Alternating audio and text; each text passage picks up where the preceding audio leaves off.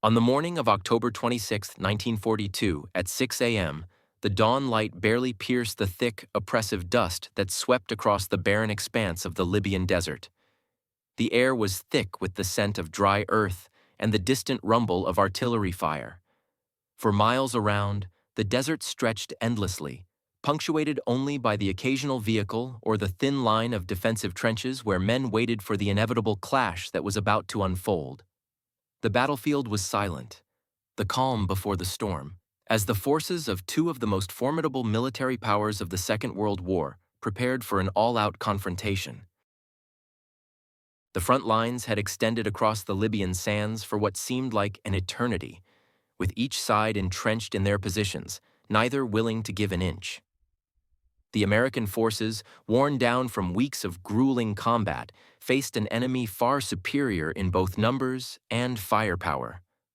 Their ranks had thinned significantly after a series of heavy losses in previous engagements. The heat of the desert sun had taken its toll, and the soldiers were weary, their bodies and spirits drained. The men of the 2nd Battalion, 5th Infantry Division, were no exception. They had fought valiantly through the most brutal of conditions, but their numbers were now dwindling.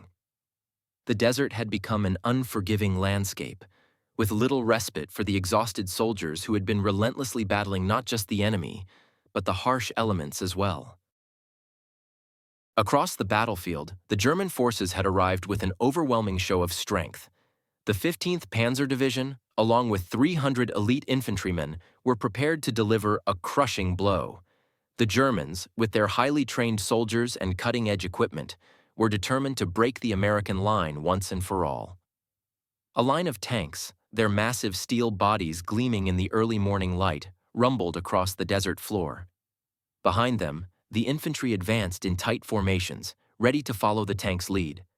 The German forces were confident in their superiority, fully expecting the American defenses to crumble under the weight of their attack.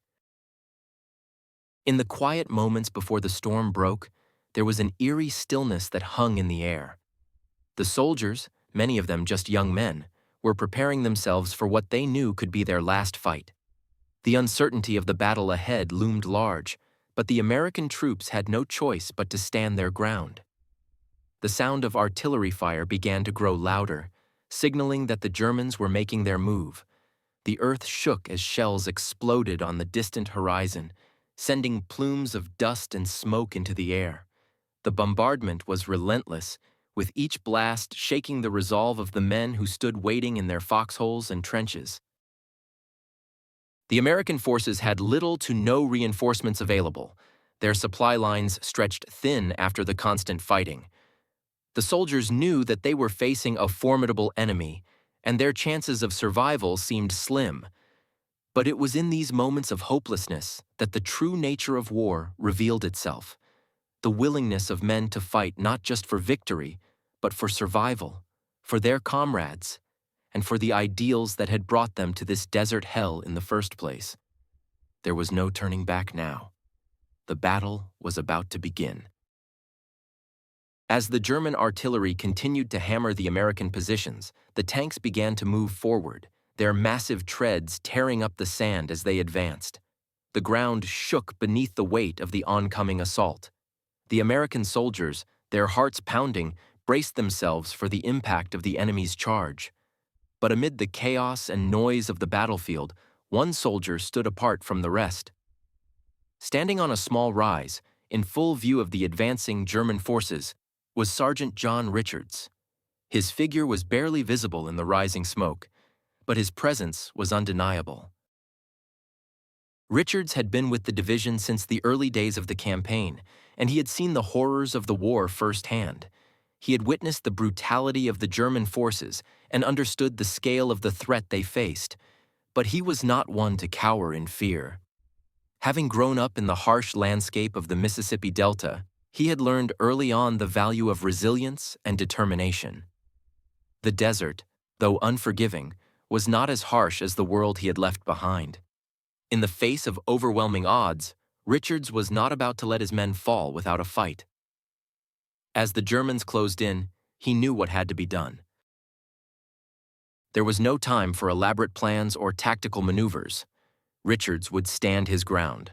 Alone, with no backup and no chance of reinforcements, he would make his stand. The tanks, the infantry, the artillery, none of it mattered. In that moment, it was just him and the enemy.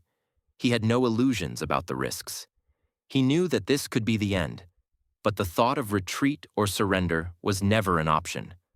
His men depended on him, and he would not let them down. As the German tanks rumbled closer, their engines growling like beasts of war, Richards moved into position.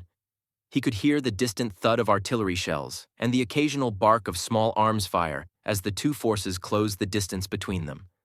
The desert air was thick with the acrid smell of gunpowder and smoke, and the heat was unbearable. But Richards was focused. His hands, though trembling slightly, gripped his rifle tightly, the weapon that had become an extension of his will to survive. He took a deep breath, feeling the weight of the moment settle over him. The Germans were coming, and they would not stop, but neither would he. The enemy forces that confronted the American soldiers were among the most formidable the world had ever seen. The German 15th Panzer Division, a well-oiled machine of war, had earned a reputation for its ruthless efficiency and relentless advance through North Africa. This division was no ordinary fighting force. It was a collection of highly trained soldiers, seasoned veterans hardened by years of brutal combat across the vast expanses of Europe and Africa. These men had seen the worst the war had to offer and emerged victorious time and time again, their discipline and brutality unrivaled. The 15th Panzer Division was the spearhead of Germany's efforts to break through the Allied lines, and it was accompanied by some of the deadliest and most feared machines of war on the battlefield, the mighty Tiger tanks. The Tiger tanks were legends in their own right. With their thick, heavily armored hulls and monstrous 80mm guns, they could obliterate any enemy that dared stand in their way. These tanks were a symbol of the German army's technological superiority, and the terror they instilled in their enemies was immeasurable. The German tank crews, composed of highly skilled soldiers who had spent countless hours perfecting their craft, were among the best trained tank crews in the world. Their tanks, fast and heavily armed, were perfectly suited for the terrain of North Africa. They could crush resistance with their sheer firepower and advance through any defensive position with ease. The infantry that accompanied these tanks were equally formidable. The 300 men of the 15th Panzer's accompanying infantry were seasoned veterans of the harsh desert warfare, their discipline and training second to none. They had been through the worst the desert could throw at them, enduring heat, hunger, and constant fighting, and had emerged hardened and ready for battle. These soldiers were masters of combined arms tactics, capable of working seamlessly alongside the tanks to provide close support and mop up any remaining resistance after the tanks had done their damage. Their experience in North Africa had taught them the value of swift, decisive action. They knew how to fight in the unforgiving desert, using the terrain to their advantage and striking fast and hard before their enemies could react. The Germans had every intention of crushing the American position, and they were fully prepared to exploit any weakness in the American defense. In contrast, the American forces that faced this terrifying onslaught were far from prepared to deal with such overwhelming firepower. The 2nd Battalion, 5th Infantry Division, had been battered by weeks of combat. Their numbers had been severely reduced, and morale was low. The men were exhausted, having fought in some of the fiercest battles in the North African campaign, and many had lost close comrades along the way. The constant desert heat and the demands of warfare had taken their toll. The soldiers were fatigued, their bodies aching from the strain of the relentless fighting, and they had seen their comrades fall in nearly every battle they had fought. The American force was down to just 40 men, most of whom had seen battle after battle and had little strength left to give. The soldiers of this battalion were led by a man who had never expected to be a leader. Sergeant John Richards, only 22 years old, had found himself thrust into the role of commanding officer after the death of his superiors in earlier engagements. Richards had no formal leadership training, and his inexperience weighed heavily on him. The burden of command, especially in the face of overwhelming odds, was a heavy one, but he had no choice. With his fellow officers dead or wounded, it was now his responsibility to ensure the survival of the men under his command. Despite his lack of experience, Richards was determined to rise to the occasion. He had grown up in a harsh environment on a farm in Mississippi, where survival and self-reliance were the only ways to endure. He was no stranger to hardship, and this would be no different. The men of the 2nd Battalion, 5th Infantry, though weary and underfed, had one advantage over their enemies: their sheer will to survive. These men had fought in the brutal desert for weeks, and they knew how to endure in the harshest of conditions. They had learned to use the terrain to their advantage, to make the most out of the limited resources at their disposal. They were not as well equipped or as numerous as the Germans, but they had something that could not be measured by weapons or numbers: the strength to fight for their lives. They would face their enemy with determination and courage, even though the odds were overwhelmingly against them. The situation these men found themselves in was nothing short of dire. They were completely surrounded with no possibility of escape. The Germans, having surrounded their position on all sides, were poised to strike. The American soldiers were entrenched, but they were outnumbered by the German forces, who were not just superior in numbers, but also in firepower. The presence of the German tanks only added to the sense of impending doom. According to military tactics, the American position should have been overrun within minutes. The Germans had the numbers, the tanks, and the experience to crush any resistance they encountered. This was not a situation that allowed for mistakes. The Americans were cornered, and their survival depended entirely on how they reacted to the threat before them. Richards, now leading the men under his command, knew that the battle was as much about morale as it was about strategy. His men were weary, but they were still willing to fight. The enemy, however, was relentless. The German tanks were closing in, and the infantry was poised to advance. It seemed as though the battle had already been decided, and the outcome was inevitable. The situation was a textbook example of the kind of mismatch that usually led to swift and decisive defeat. The Americans had no reinforcements, no way to break the German encirclement, but what they lacked in resources, they made up for in their determination to stand their ground. The Germans, on the other hand, expected nothing less than a swift victory. They were confident that their superior numbers and firepower would easily wipe out the small American force. However, they were about to encounter something they had not anticipated: a fierce resistance that would test their tactics and their resolve. The battle that was about to unfold would not follow the script they had written in their minds. For once, the outcome of a battle would not be decided by firepower alone. The unusual nature of the situation was not lost on Richards. His heart pounded in his chest as he looked out at the approaching enemy forces. The sound of the tank's engines and the distant hum of infantry moved through the air like a grim omen. But despite the fear that gripped his heart, he knew that he had no choice but to fight. The men around him were counting on him, and he would not let them down. The odds were stacked against them, but Richards had no intention of surrendering. The battle was far from over, and the Germans would soon learn that this small band of Americans was not going to give up without a fight. This was no ordinary battle, and it was no ordinary moment in the war. The German forces, confident and powerful, were about to face something they had not accounted for: a determined, desperate resistance from a group of men who had nothing left to lose. John Richards was born on February 14, 1920, in the heart of Mississippi. His family lived on a modest farm, tucked away in the countryside where the land provided both sustenance and hardship in equal measure. From a young age, he understood the weight of survival. His father, a man who had served in the military during the Great War, died in the line of duty when John was still a child, leaving behind a widow and 6 young children.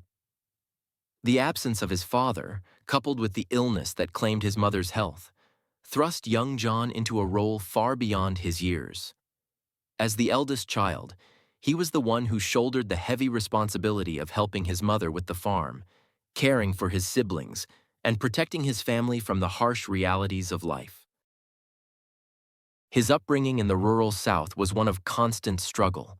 The work was grueling, and there was never enough food or money to spare. Despite the hardships, John learned the value of hard work, self-reliance, and the importance of protecting those he loved. Early on, he became adept with firearms, learning how to hunt and shoot with a skill far beyond his years. These were not skills born of choice, but of necessity.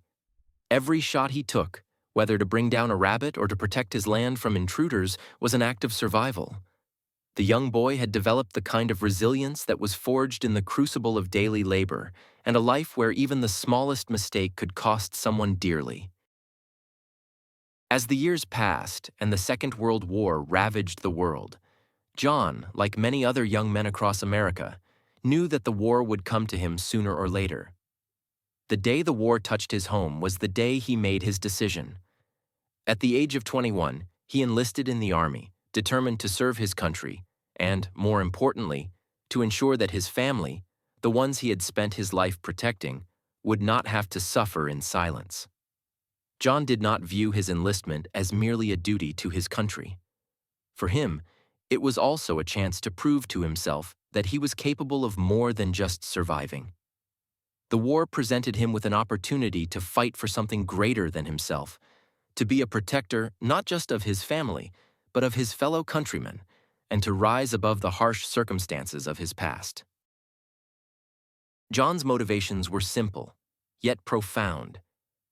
His decision to join the Army wasn't born from a desire for glory or fame, but from a deep-seated need to protect the people and the land that had shaped him. The war presented a chance for him to step beyond the confines of his childhood, to take on a role of leadership, to be someone who could make a difference. His sense of duty was anchored in his desire to shield those who couldn't protect themselves, to fight for the defenseless, and to show that even someone from humble beginnings could stand tall in the face of unimaginable adversity. As a soldier, John was not the biggest or the most imposing figure on the battlefield. He was of average height, solidly built, with dark eyes that held an unspoken determination. His strength was not in his size, but in his resolve. His body was that of a man hardened by years of physical labor, but it was his mind, his ability to remain calm under pressure, and his unshakable will that set him apart. On the battlefield, John was always composed, focused, and deliberate. While others might have faltered in the face of overwhelming danger, John never lost sight of what needed to be done. His calmness in the heat of battle wasn't born from a lack of fear, but from his ability to manage that fear and direct it towards something greater: survival, victory, and the protection of his comrades. John's demeanor on the battlefield was the result of years of preparation and training, but it was also a reflection of his nature. He had learned how to endure, how to adapt, and how to confront every challenge head-on. There was no hesitation in his movements. Every action was purposeful, every decision carefully calculated. He wasn't one to waste energy or time on doubts. He had learned early in life that hesitation could cost lives, and on the battlefield, that lesson was never more important. His experiences had shaped him into a man who was capable of extraordinary things. The early years of his life had been tough, but they had also made him strong, strong enough to face the unimaginable with a clear mind and a steady hand. The trials he had faced had given him the resilience to endure pain, loss, and hardship without losing his sense of purpose. He wasn't a soldier by circumstance. He had become a soldier because it was the path he had chosen, and one that he believed would allow him to fulfill his duty as a protector. John was not a hero in the traditional sense. He didn't seek recognition or fame. In fact, he often downplayed his own significance in the grand scheme of things. But what set him apart from others was his understanding of the deeper meaning of heroism. For John, heroism wasn't about personal glory. It was about the willingness to sacrifice oneself for the sake of others, to stand up when the odds were stacked against him, and to do so without hesitation or fear. He understood that being a hero meant being a shield for others, regardless of the personal cost. His actions were driven by a sense of duty that transcended self-interest. As he faced the overwhelming forces of the enemy, John knew what was at stake. He knew that the lives of his men depended on his ability to stay calm, to remain focused, and to lead them through the chaos of war. In many ways, his entire life had been a preparation for this moment. Every hardship he had endured, every lesson learned in the fields of Mississippi, every challenge faced in the early days of training had led him to this point. The quiet determination that had defined his character would now become the very thing that would enable him to face the storm that was about to descend upon him. On the battlefield, John Richards was not just a soldier. He was a leader, a protector, and a man who had been forged in the fires of struggle.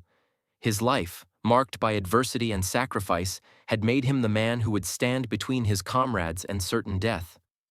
He wasn't the biggest or the strongest, but he was the one who would not back down, no matter the odds. And as the battle loomed closer, it was that unwavering determination, that quiet resolve, that would make all the difference. The first signs of the German assault began at 5:30 a.m. The night had been long and silent, but the calm was shattered by the thunderous roar of artillery fire. The Germans had begun their heavy bombardment, a barrage that echoed through the desert like the foreboding of an impending storm. The ground trembled beneath the deafening explosions as shells rained down on the American positions, sending up plumes of dust and debris into the air. For the men of the 2nd Battalion, 5th Infantry Division, the moment had arrived. They had no time to brace themselves for the onslaught. The artillery was already tearing through their defensive lines. John Richards, standing at the head of his exhausted men, could hear the screech of incoming shells, each one closer than the last.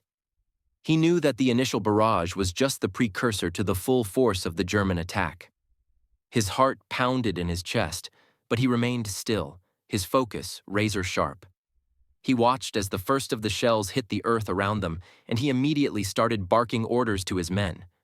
Some of the soldiers dove into the nearest foxholes while others scrambled to their positions, trying to find some semblance of cover.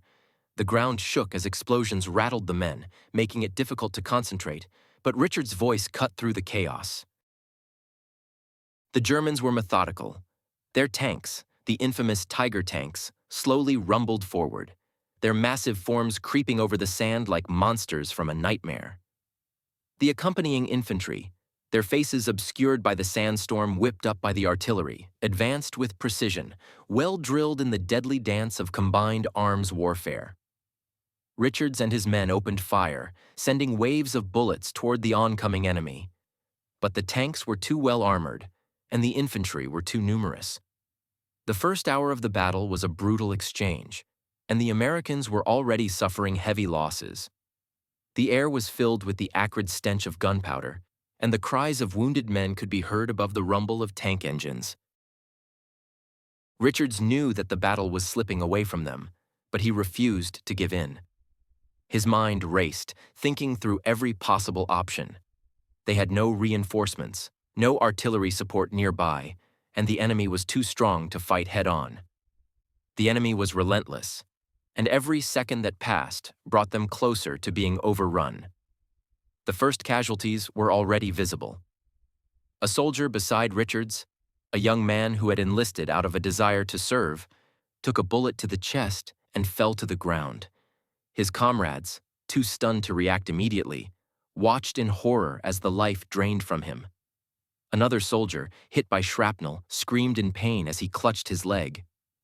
Richard's heart sank, but he didn't allow himself the luxury of grief. There was no time for mourning.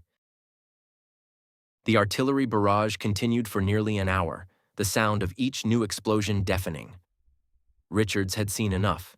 He knew that if they were to have any hope of surviving, they had to regroup. He called for his men to fall back, moving them toward a series of old French defensive positions that had been abandoned long before the war had reached this far. These positions, while not perfect, offered them some semblance of shelter from the enemy's superior firepower. Richards used his knowledge of the terrain, gained from the long months of fighting in the desert, to his advantage. He knew that the only way to slow the Germans down was to force them into a position where their numerical advantage and firepower would count for less.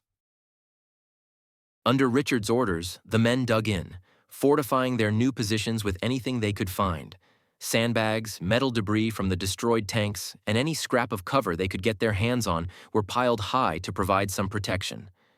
Richard set up a makeshift command center in the heart of the defensive position.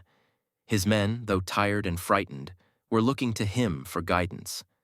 They could see the determination in his eyes, and it was that resolve that kept them from abandoning their posts. The Germans, however, were not deterred by the Americans' newfound defense. Their advance continued as expected, relentless and methodical. Richards knew that the real test had only just begun. The Germans were close, and he had no intention of letting them pass. It was then that Richards noticed the tanks. A group of 4 Tiger tanks, their massive guns trained on their position, was advancing rapidly toward them. The ground beneath the massive machines seemed to crack under their weight.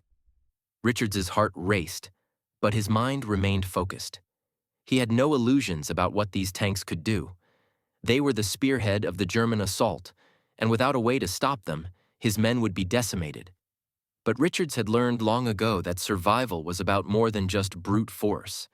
It was about thinking, reacting quickly, and using the terrain to his advantage. He quickly ordered his men to prepare for a countermeasure. Richards had noticed a small rise in the terrain, a slight elevation that could give them a vantage point over the advancing tanks. The ground around them was pockmarked with craters from earlier shellings, and the chaos was disorienting, but Richards remained steady. He called for the men to position themselves in a way that would allow them to fire on the tanks while minimizing their own exposure. But Richards didn't stop there. He knew they needed more than just small arms fire to deal with the tanks. He had to act decisively. He grabbed the radio, his hands shaking slightly, and called in for artillery support. It was a risky move. The artillery was not nearby, and if the Germans got too close, calling in artillery fire could result in friendly casualties. But it was a chance he had to take. He gave the order, his voice cold and precise, to fire on the tanks. The ground around them rumbled again, but this time it wasn't the sound of enemy fire. It was the rumbling approach of artillery. The shells landed close to the tanks, forcing them to adjust their positions. The German tanks, expecting an easy advance, were now forced into an open area where they became more vulnerable to American fire. Richards and his men opened up with everything they had. For the next several minutes, the battle reached its fever pitch. Richards moved quickly, coordinating the fire of his men, ensuring that each shot counted. He knew the importance of this moment. As the tanks adjusted their positions, trying to avoid the artillery barrage, Richards narrowed the gap between them, firing on them with precision. Each shot seemed to slow the tanks, and for a brief moment, it appeared as though the Germans were starting to hesitate. Richards' tactics were starting to work. He could see the confusion on the faces of the German soldiers as they realized that their tanks were no longer the unstoppable force they had once been.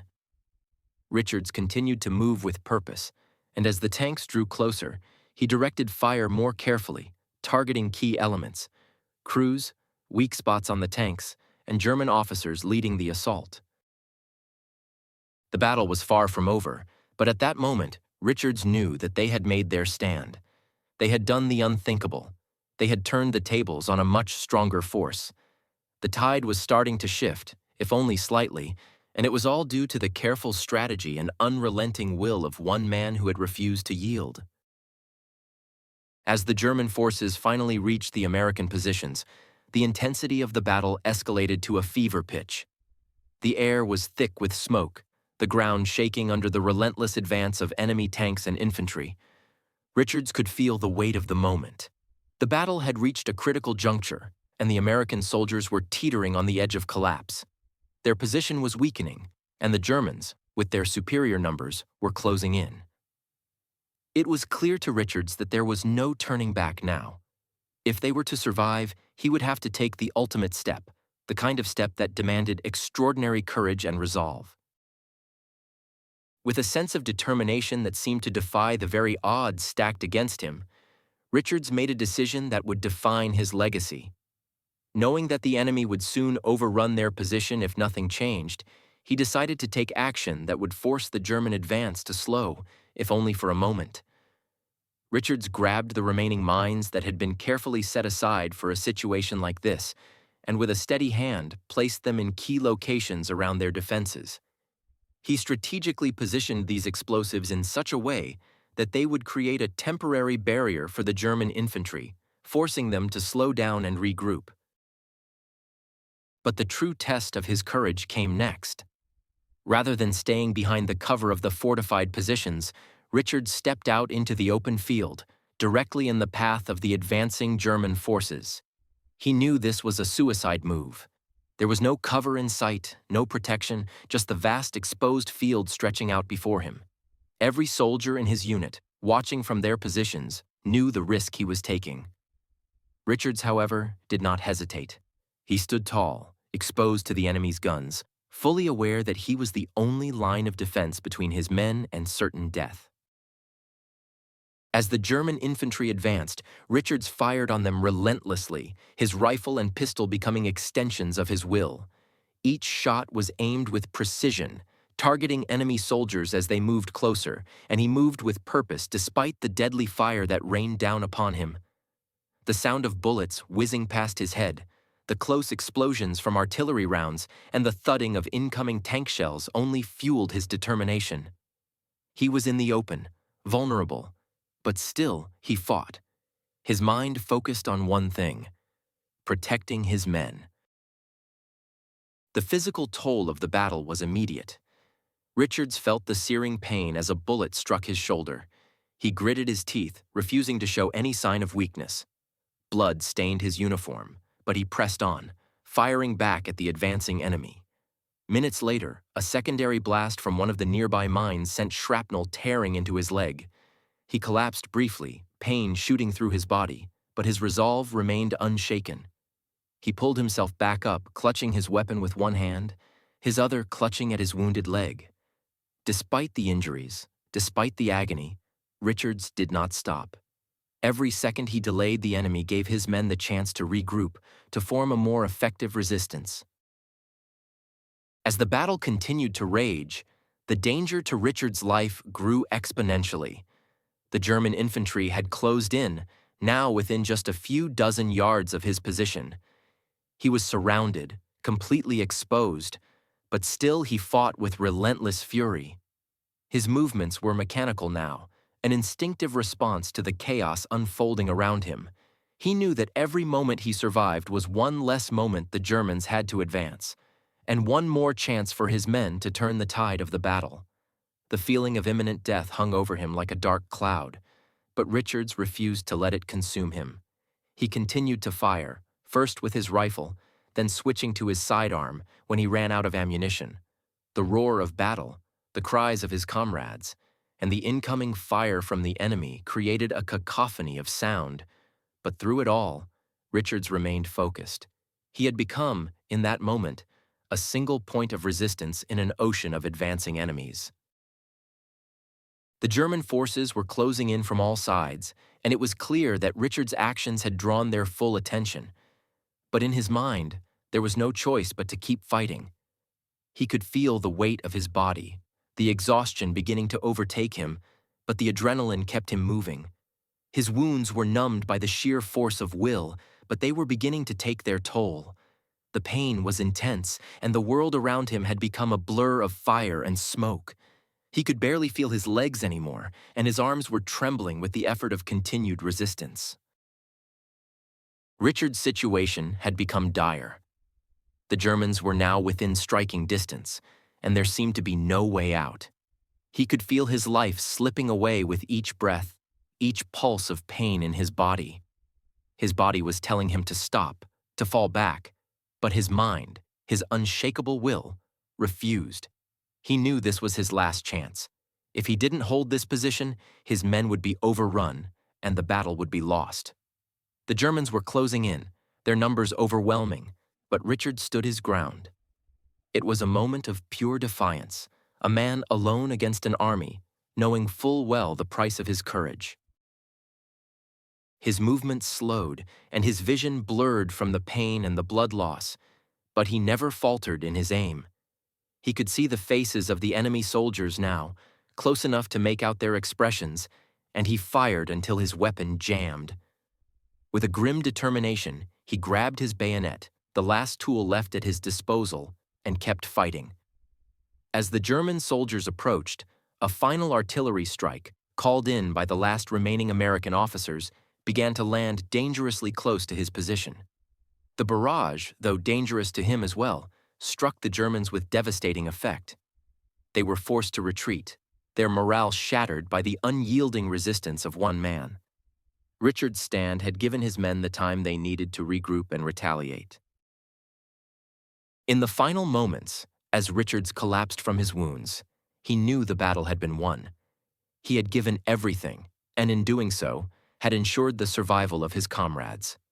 His sacrifice had turned the tide of the battle, delaying the enemy long enough for the Americans to hold their ground. He had held out, not because he expected to survive, but because he had one unwavering goal: to protect the men under his command. After several hours of relentless fighting, the tide of battle began to shift. The Germans, once confident in their superiority, started to falter. The weight of the assault, combined with the unexpected and fierce resistance led by John Richards, took its toll on the advancing enemy forces. The German infantry, which had been pushing forward with the full support of their tanks, began to hesitate. Richard's stand, his refusal to be overrun, had forced them into a situation they had not anticipated. Despite their overwhelming numbers, they found themselves unable to breach the American defenses. The sound of the German tanks slowly retreated from the front lines, their massive forms pulling back into the desert as infantry units scrambled to follow. The momentum that the Germans had initially gained was lost, and they began to withdraw, unable to maintain the offensive. John's actions had turned the tide. What had seemed like an inevitable defeat had become a victory, not just in the tactical sense, but in the spirit of the American soldiers who had witnessed his stand. The position that had once seemed on the brink of collapse was now holding firm, and the Americans were able to regroup, their morale boosted by the unwavering bravery of their sergeant. John's men, though exhausted, looked to him with a deep sense of admiration. His refusal to back down, to retreat, had kept them alive. They knew that without his courage, the battle would have been lost. Many of them had seen death up close, had watched comrades fall in the chaos of battle, but none of them had ever witnessed such raw determination. Richards had not only fought for his own survival, but had fought for the survival of every man under his command. His stand had given them the time and space to reorganize and fight back. The soldiers, many of whom had been ready to give up when the battle seemed hopeless, now saw him as a symbol of the strength that was needed to endure in such brutal circumstances. They knew that without his intervention, they would have been overrun within moments. His actions had made all the difference, and they would never forget the price he had paid.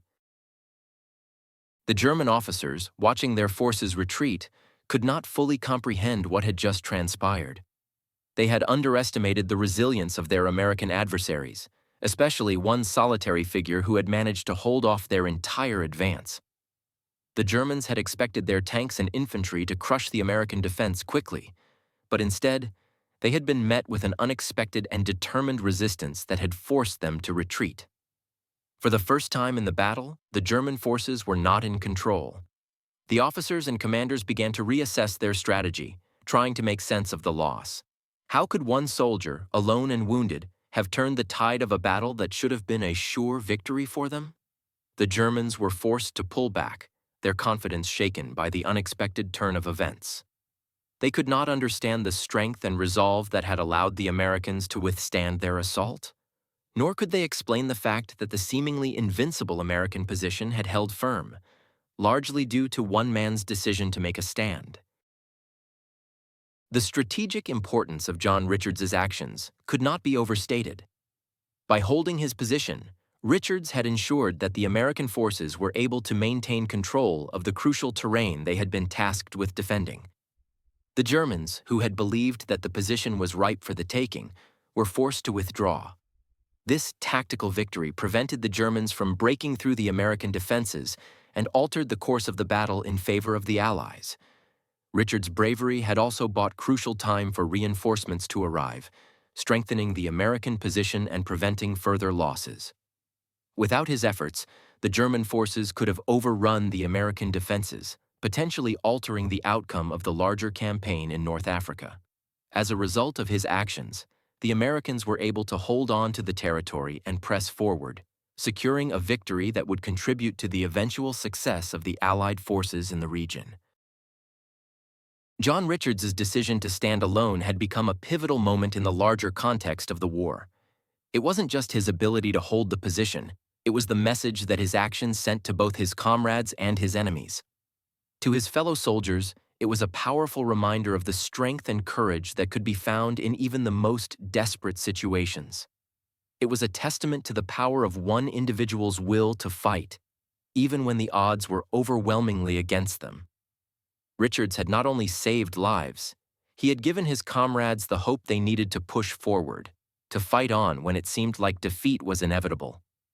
To the Germans, it was a sobering lesson in underestimating their adversaries. The belief that they could crush the Americans with ease was shattered in the face of one man's refusal to give up. His stand forced them to rethink their approach and reconsider the Americans as a force capable of pushing back their might. The historical significance of Richard's actions was not lost on those who witnessed the battle. His stand would be remembered as one of the defining moments of the campaign, a symbol of the indomitable spirit that marked the best of the American military. His bravery became an example for future generations of soldiers, a standard by which heroism and sacrifice would be measured. Richards had changed the course of the battle, and in doing so, had made an indelible mark on the history of the war. His courage and unwavering commitment to his comrades had ensured that the battle would not be a defeat, but a hard-fought victory. The events of that day would live on, not just in military history, but in the hearts and minds of those who had seen and been inspired by one man's refusal to back down. After the battle, John continued to fight, though not just against the enemy. The psychological toll of the war began to weigh heavily on him. His body, though resilient, had suffered severe wounds, his leg from shrapnel and his shoulder from the bullet, but it was the wounds that could not be seen, the ones that went far deeper, that started to manifest. His once unshakable resolve began to crack under the strain of what he had experienced. The trauma of that day, the isolation of standing alone against an overwhelming force, stayed with him. Even though the battle was won and his comrades were safe, John could not shake the images of death and destruction that had surrounded him. He had become a hero in the eyes of others, but to him, the memories of the battle haunted his every waking moment. The constant physical pain from his injuries faded over time, but it was replaced by a deeper, more insidious exhaustion. It wasn't just the weariness from the months of combat, but something more, something that gnawed at him from within. The nightmares came often, and sleep became a battle in itself. His mind couldn't escape the horrors of war, the faces of the men he had seen fall, and the weight of the lives he had been forced to take. The quiet moments, when he should have felt relief, were filled with tension and unease. His heart would race when he heard sudden sounds, and he would jump at the slightest movement. There was a deep, aching loneliness that came with the transition from battlefield to home. Despite the relief of survival, there was an emptiness that he could not fill. The comfort he found was in helping others. In the midst of his own suffering, John turned to those who had experienced the same kind of trauma. He found solace in taking care of his fellow soldiers, those who had fought by his side. Together, they could share in their shared experiences, and in some small way, it helped him cope with his own scars. He wasn't able to stop the nightmares or erase the memories, but helping others, offering them a sense of purpose and direction, gave him a fleeting sense of peace. It wasn't a cure, but it was a step toward healing. It was in the camaraderie, in the shared understanding that no words were necessary, that he felt most at ease. After the war ended, John was no longer the young man who had once fought in the fields of Mississippi. He was a veteran, scarred both physically and mentally by the war. But despite the weight of his experiences, John made a decision. He would dedicate his life to helping other veterans who had returned home like he had, broken, lost, and in need of healing. His efforts were focused on supporting those who had fought in the war, particularly those who struggled with the same mental and emotional battles he faced every day. The war had left a deep mark on him, but he knew that the men who had fought beside him needed someone to help them find their way back to a life worth living. John became actively involved in various veterans organizations, working tirelessly to provide support to those who were struggling with the transition to civilian life. His experience in the trenches gave him a unique perspective on the challenges they faced. He knew that the war didn't end when the fighting stopped. For many, the real battle began when they returned home. He organized support groups, helped raise funds for veterans' hospitals, and advocated for better mental health care for soldiers. His efforts were tireless, and though the emotional wounds from the war never fully healed, helping others became his purpose. It wasn't just about giving back. It was about finding some form of redemption in a life that had been marked by violence and trauma. John's actions did not go unnoticed. His bravery during the war had earned him respect, but it was his dedication to his fellow veterans that truly made him a hero in the eyes of many. His quiet leadership, his willingness to sacrifice for the well-being of others, became the foundation of his legacy. In recognition of his service and the example he set, John was awarded the Medal of Honor, the highest military decoration in the United States. This honor, though it seemed surreal to him, was not just a recognition of his heroics on the battlefield, but of his efforts to make a difference in the lives of those who had fought alongside him. It was a testament to the strength of his character, to his unrelenting commitment to doing what was right, even after the war had ended. In addition to the Medal of Honor, John received numerous other accolades for his service, including various medals for valor and courage. But for him, the true recognition came from the lives he touched, the veterans he helped, the families he supported, and the soldiers who found solace in his guidance were the true measure of his success. In the years that followed, John's story became a beacon of hope for those struggling with the aftermath of war. His sacrifice, his determination, and his resilience inspired countless others to seek help and to support their fellow veterans. Though the war had taken so much from him, it had also given him a sense of purpose that would guide him for the rest of his life. His battle continued, not on the front lines, but in the hearts and minds of the men and women who returned from war, broken and in need of healing. And in that fight, he found a new kind of heroism, a heroism not forged in battle, but in the act of helping others heal. Through his efforts, John became more than just a soldier. He became a symbol of hope, strength, and the enduring spirit of those who had fought for their country. Over the years, John Richards became more than just a war hero. He became a symbol of courage, sacrifice, and indomitable will for America. His actions on that fateful day in the desert, where he single-handedly held off a vastly superior enemy force, became one of the most powerful and enduring examples of what one man, driven by duty and unshakable resolve, could accomplish in the face of overwhelming odds. His name became synonymous with bravery, and his story was passed down through generations as an embodiment of the very spirit of American heroism. John's legacy was not just defined by the medals he received or the battles he fought. It was defined by the impact he had on those who came after him. His actions on the battlefield reverberated far beyond that single moment of combat. His courage, his willingness to sacrifice himself for the lives of his comrades, and his unwavering commitment to his duty became the standard by which future generations of soldiers would measure themselves.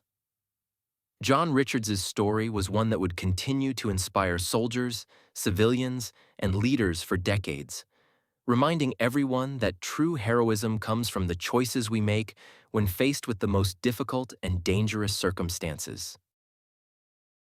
But perhaps the most important aspect of John's legacy was the way he showed that heroism is not the absence of fear, but the ability to act despite it.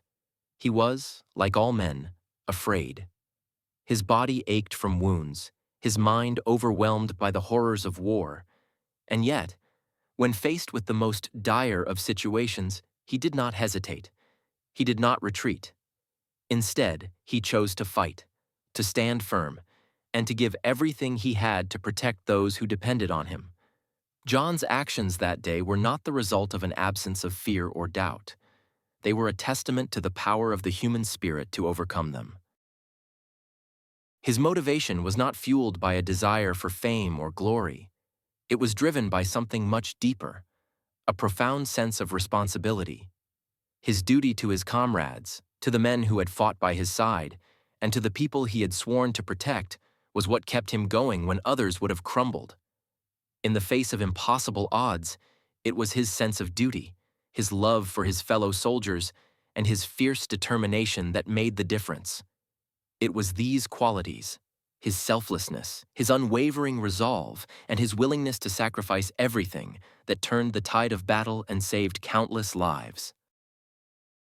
John's story also serves as a powerful reminder of the importance of leadership in moments of crisis. True leadership is not about commanding from the rear or waiting for others to take action. It is about stepping forward when it matters most, even when the odds are stacked against you. John Richards exemplified this form of leadership. When the situation seemed hopeless, he did not wait for orders. He did not wait for reinforcements. He made a decision to stand, to fight, and to do everything in his power to protect those he led. His example showed that leadership is about action, about stepping into the breach when others might falter, and about inspiring those around you to rise to the occasion. His name would remain etched in the history of America, a shining example of what it means to be a true hero. And as the years passed, his legacy was not just preserved in books or monuments, but lived on in the hearts of those who had known him and those who were inspired by his courage. His actions became a moral compass, a standard by which future generations would strive to measure their own bravery, their own commitment, and their own resolve. John Richards' story would endure not just as a record of a single heroic act, but as a powerful lesson in the nature of heroism itself. It reminded everyone who heard it that heroism is not something that can be measured by fame, accolades, or recognition. Heroism is the quiet strength to do what is right, even in the face of overwhelming adversity. It is the ability to stand firm when everything else seems to crumble around you. And it is the courage to fight, not for personal glory, but for something greater than yourself. His name will forever live in the memories of those who knew him, and in the hearts of those who hear his story. John Richards' legacy, the legacy of one man who defied the odds, will continue to inspire and to remind the world of the power of one person to change the course of history. His courage, his sacrifice, and his unwavering determination have made him a symbol of what it truly means to be a hero.